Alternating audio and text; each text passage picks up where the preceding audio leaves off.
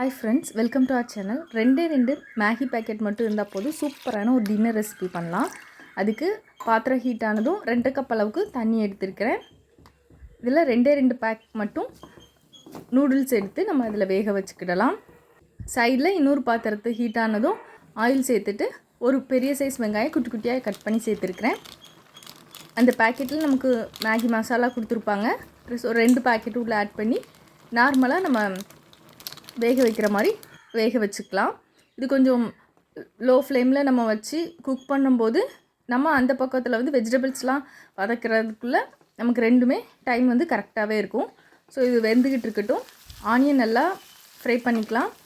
இது கூட நம்ம வெஜிடபிள்ஸ் எல்லாத்தையுமே சேர்த்துக்கலாம். நான் இன்றைக்கி பீன்ஸு, கேரட் சேர்த்துருக்குறேன். இது கூட ஒரு அரை தக்காளி மட்டும் சேர்த்துருக்குறேன். சேர்த்துட்டு நல்லா வதக்கிக்கலாம். இது கூட உப்பு சேர்த்துக்கலாம்.